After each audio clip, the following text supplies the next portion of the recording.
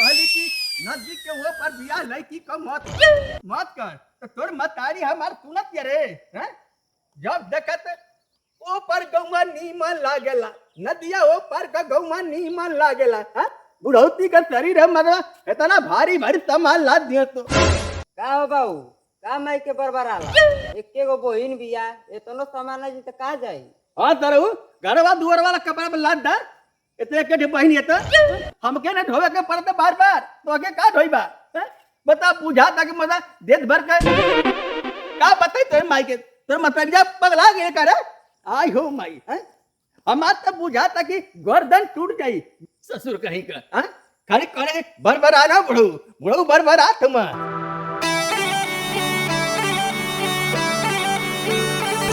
का है भैया ये तोरे नौवा के कितना भाड़ा हो कितना एकर भौड़ा कीमत तू नहीं दे पैबा जौन देबा तो हम दा आई हो माई इतना भाड़ा है हाँ। पेट्रोल से चलल तार है नौवा पेट्रोल लगल पेट्रोल से चलता हाँ इंजन है इंजन है हाँ पहला बार ऐसा नाव देखले इंजन वाला मजे हाँ। ए भैया जाती लड़की के तीज पहुंचा हो वो परवा छोड़ दाम और देबा और जाई तब भाड़ा देबा ठीक है और से यह तब दिया चल हाँ चल आवे भाड़ा फरियाद करो बीच में तो आय हो माई अरे ढीला तेरा पकड़ हम करे आय हो माई उतार गठरी उतार मतलब बुढ़िया के कितना समझाई भैया इतना कुछ सामान भर दे है महाराज अरे लड़की के ममता होले हो भरबन करिहन लड़की के मतारी के बड़ा ममता होले तो काहे नहीं का घरवा जोरवा कुल कपड़ा हमने ला दे तू जहां जाला तहां झगड़े करेला हम तर झगड़ा करते हैं एक बित्ता के सदर हुआ हमके समझावत हुआ और दीदी तुम ये झगड़ा मत करिया झगड़ा मत करिया तो एक बात कान खोल के सुन ले वहीं जाइए ना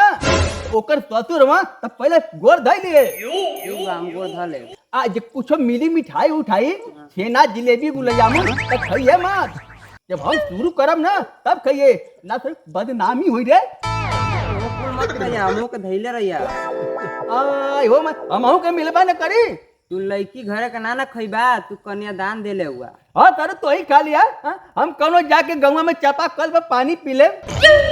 उतना दूर तो लड़की बिया दिला जे कहत कली के अगल बगल रहत दंड चल जेती साइकिल से अब साइकिल हमरा तो चलता हो ए भैया कौन गाँव हो बीड़ी है कौन बीड़ी कौन गाँव रे ब्यूरी बिउरी है हाँ बीड़ी है चल जा ना तो हल्ला गुला मत करिए हाँ ठीक है तू क्यों झगड़ा मगड़ा मत करिया हम तो झगड़ा लगा थी हम झगड़ा कर तो लगा थी झगड़ा कहीं ले तू नाव पे बैठे वाला तू झगड़ा करेला नाव वाला से उनसे पूछब नहीं कि कर रुपया भरा वो 50 से मांगे तो कहाँ से लेके देबा ठीक है कहीं जाए ना तो फरियाई लेवल जाला नहीं लूट लिया तो देश बर्बाद हो जाई झगड़ा करत रहबा ना तो एक दिन कूट दिया हाय हो माई ए बेटा बाबू के हैसा लबज बर्बाद है नदिया में गोंद गोंद के मार लियाऊ ना ये तो के बनी औरे जातो बतावा इस तरह कते गोंद गोंद के बनिया क्या कर हिम्मत रे क्या हिम्मत था भोजपुरिया चाचा के हाथ लगा दे बाबू हमके प्यास बड़ी चोर के लगल याद लगा रहे ये पानी पीबा ये चापा कल तार गले वो तो टूट जाके और नदिया के पानी हुलुक हुलुक पीला ओ पर चल हमहू तो प्यास लगले ना ओ पर चलब ना तो तक पानिया पिया दे और थोड़ा आराम से सुस्ताई लेवे जी पड़बा तर जाके चल आ पकड़ रे आजा आजा आ भैया गठरी लेके आइए आय हो भाई घर आए हमसे नहीं उठ हम से उठाता हो आय हो भाई ए भैया दिया हो और दिया का भाड़ा दिया है ठीक है दे दिया आय हो भाई ए कपड़ा ना उठाओ रे आय हो भाई हां बाबू हां नैया वाला के भड़ो नहीं देला भाड़ा देबा हां तो लुटा नहीं देबा और जगह भाड़ा देबा तरो तो बीत काहे नहीं देबा हां देख औ पेड़ लौकत ना देख दी औ पेड़ वही जगह बैठ के आराम करल जाई हमहू थक गेली रे बेटा हां पानी पी ले बाजी अरे का रे सुनी अरे आज को मुर्गा नहीं भेटे न कैसे गांजा पिए के अच्छा घबरो मान जब भगवान मुंह दिले हो ना तो जरूर खाए का व्यवस्था बनैया अच्छा इस सूती बना ले हनी चल सूती अरे हाउ देख भवा जात हो अरे हाँ न रे सही कहत हुए। चल चल गांजा पिए का व्यवस्था हो गया। चल चल पाछे ले लुका चले के।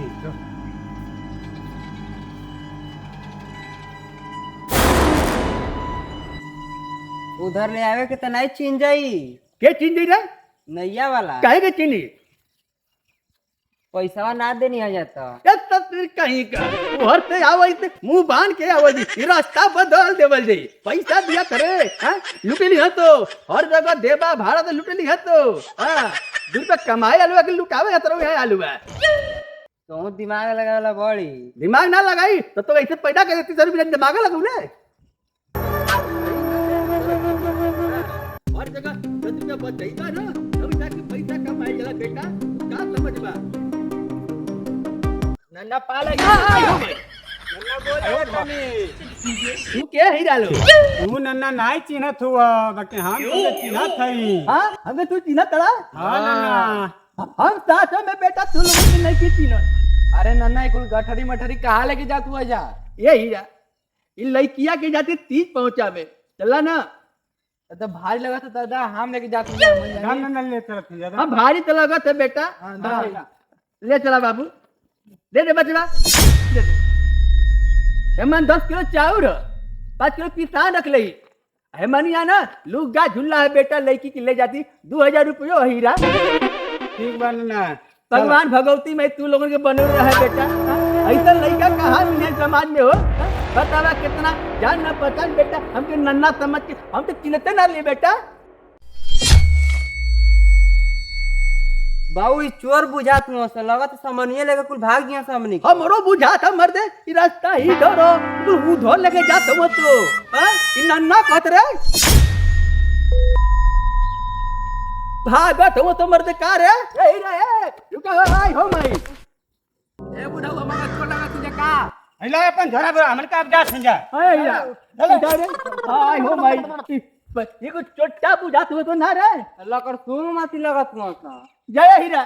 जिंदगी भर के कमाई तू ले ले चल उठाओ रे उठा चल जिंदगी भर के कमाई ले आई हो मई कितना कर्जा कह के तो लड़की के तीज के व्यवस्था के इस तरह को तो नन्ना गलत रे हम कहत कि नहीं चिन्हत ना इस तरह कौन है कि झोरा मत दे दे वाला हमने नन्ना गलत रे हम ममता से काय गलो बताओ 2 मिनट में लुटा रे करते हैं प्रधान जी घर में 2000 रुपया मांग के लिए आ रही है लड़की के तीज भेजा का मर दे बुढ़ा तो हाथ से निकल गया। अच्छा टेंशन मत ले जिहर सुन सन रही ना वही बस लेके झोरा भाग जाएगी। चल ठीक है चल चल के आराम से पाछे पाछे देखे के। ए बाबू कावा चलत चलत गोड़ दुखाए लगल चले के आराम कर ले देखो पेड़ा भाई आ गला हमारा तो गोड़वा तू कैसे है भर दे तेरे हां इका ऊपर पड़वा चले के आराम अरे हमारे वो मुझे गिर गई है घाव साफ लग गल है आई हो मई लगे लगे पीछे वाले रे इतना ऊंचाई है कौन यहां के माने मुख्यमंत्री हम सुन क्या बचा लो रे अरे 1 घंटा आराम करे दी आई ये बड़े सुस्त लग गई क्या आई हो मई गठरी मोटरी ध्यान रखिए भाई भाई से एगो हम ले ले पकड़े रहिए एक मीटर धीरे रहिए बाबू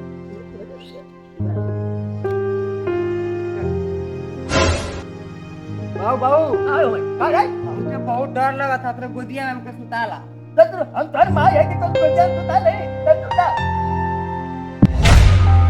ये भगवान जोर भरोर से बचे रहे है मालिक अरे सरवा 2000 रुपया लेके कर्जा लेके यार ले बिटिया की तीज करती कहीं से हाथ लेके भाग गए सरवा हटल आई हो भाई अब पहले तीन हम रखिए अपना चाहते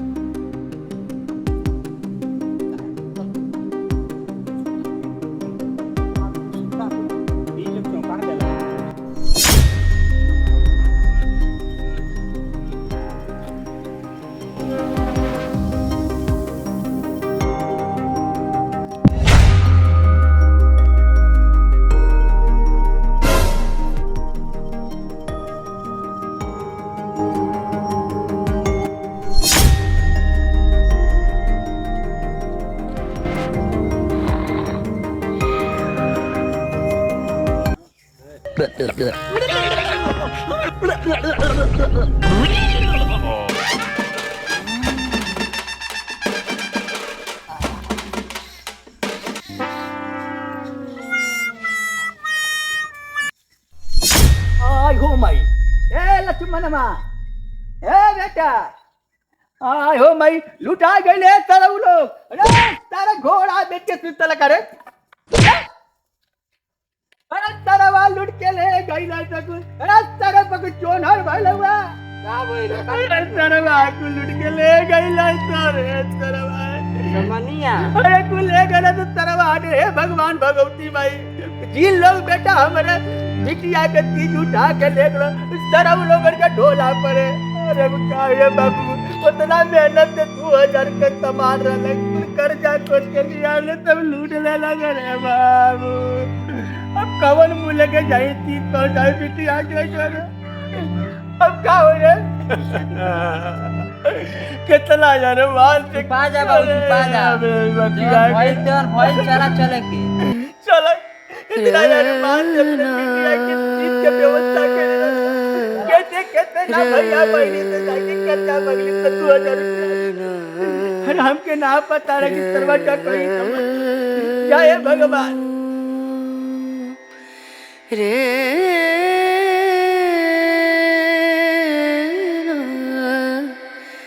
रे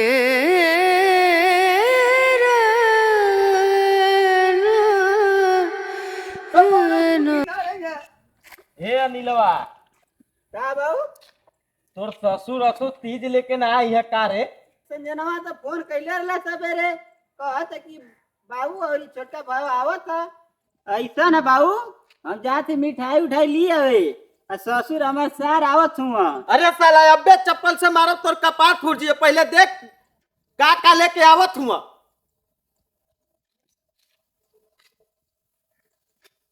अरे बाबू हमके तो लगा था कि खाली हाथ आवत मुझे हो आवे दे सारे भिखमंगा के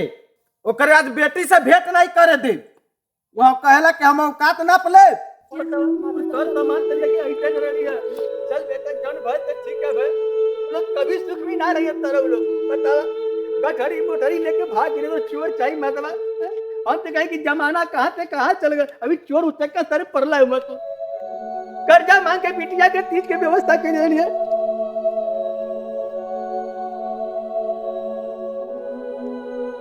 नमस्कार नमस्कार सब नमस्कार प्रणाम बाबूजी दूसरा बचवा दूसरा खुश रह बहन से नमस्कार समझी जी सब ठीक ठाक तो बानू ठीक ठाक रहला सा अब ठीक ठाक नहीं खे ई कहाँ पिल्ली पिल्ला लेके चलल है ये हमार छोटका बबुआ लक्ष्मण 2 साल हो गए रघुआ से भेंट के लिए तो चली कि चलो रघुआ का दर्शनो करे और बिटिया के तरी विदाइयो करवा ले तोरे लाज नहीं लगल है तू खाली हाथ अइला है द्वार पर ऐसा ना समझी हम झोरा बोरा में कुल बड़ी तर सामान लिया मिठाई लिया लुग्गा लिया चाउर गेहूं सब सब लिया बिचवा में 2 को चोर रहना साहब आपके गम्मा में कुल तरवा हमारे लूट के ले गई ना तो इस बात पर अरे बबुआ तो पूछ ले हाँ बाबूजी कुल लूट के लेगी ना जैसन बाप झूठा उसन बेटा साला झूठा अपन औकात नहीं खा देखा साला ऐसे मत कही समझी जी देखो जवन जन मंगले रही हम सब रोगा के लिया के देले पड़ी फिर काहे कही थे लाइन चल लगावत तनी हमें के बिटिया के पिदाई से नहीं बुढ़ऊ हम ते घंटा देले हुआ बारातिन के बैठा के भुइया खेवला ना हमके अंगूठी देला सोने का ना गाड़ी देला हैं बस वो कुल देले हई ठीक बेटा कहा था इससे सामान ताक से टूट गया समझ लिया कि तार लड़की मर गई ऐसे मत कही समझी जी ऐसे मत कही एक के टेमर बिटिया पे बिटिया के मेरी विदाई कर दी एक बार हम तो भेंट करा दे समझी जी खबरदार विदाई का नाम ले हलता विदाई करे खातिर 1 लाख रुपया लेके आइबा तब विदाई तोहरे लड़की कहई ऐसे मत कही समझी जी अरे कुल ते बेच किर के रुआ के तैये दिली अब हमारे पले कहाँ बचल बा हमारी बेटी की विदाई कर दी साहब एक बार अरे बिटिया से भेंट कर ले अरे समझ में ना आता बुढ़ऊ इंसान हो के गधा हो एक बार बाबू कह देना तो कह देना हैं जैबा के लाते से मार के भगाओ के पड़ी तो के ऐसे मत करी बबुआ रहुआ तो ऐसे मत बोली कम से कम हाँ? एक बार हमारे कमरे बिटिया से भेंट कर दे कहा तो तेरे हम घर पर जाते ऐसे मत चाहे बाबू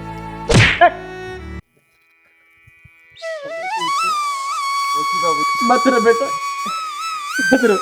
समझ ला के तोहर बिटिया मर गई ना बेटी ना ऐसे मत कर अरे तू दोनों तो हमारी के याद के तारा हुआ तो अरे हम तो तोने दोनों कति जियत मारती रे हमारे जिंदगी का मकसद का तो हम दोनों के खुश रखेंगे। चल बेटी चल हम तेरी विदाई करा ली बिटिया चल घरे चल। रे संजनवा तू अगर इस दुआरी ला के चल गई ना तोरे खातिर दरवाजा हमेशा खातिर बंद हो जाई। बाबूजी हमार बिया इंसान से ना कुत्ता से करैले। चल बेटी तू घरे चल। नहीं बाबूजी हम ना जा सकीला। हम कबहू ना चलने के हम तोर बिया खेते भी हाथ रे तो बिया के टाइम कहले पड़े अगर हमके पता रहती इंसान ना दौलत के बेड़िया आवत तो कबहू तो के घर में आवे ना देती बेटी। हम जाती बेटी तू अब ख्याल रखिया बेटा। भगवान भगवान जी की लड़की ना के दौलत अरे बाप बेटी का नाटक हो गल के बेलात से मार के भगाई तो हम जानते ही हवा। ऐसे कर कौनो जरूरत नहीं के समझी कौनो जरूरत नहीं। अगर तो हमके ध्यान ढके भगाई तो पड़ी। अब ख्याल रखिया बेटी। चल बाबू ख्याल रखिया हम जाता नहीं बाहर बाहर आई जब तक की जरूरत पड़ी बेटी आता भाई। चल बाबू चल भगवान जी के बेटी नाम के दौलत दा के दौलत का मालिक को जा। अब ख्याल रखिए बेटी कभी आवश्यकता पड़ी अभी तो बाप जिंदा बा बेटी तो बाप जिंदा बा। चल यहाँ क्या करते चल घर में आज से समझ लिया कि तोर बाप मर गया। ठीक है बाबूजी ऐसे चपले रही पीछे हम देखिए। चल बेटा समाज में गरीब के कौन नहीं कर सकते। आज भी दौलत के लोग गरीब बन के कुछ नहीं कर सकते। हम इतने कहला भगवान के जगह बिटिया जाके दौलत दिया कि बिटिया जाके दौलत का मालिक बेटी पढ़ाया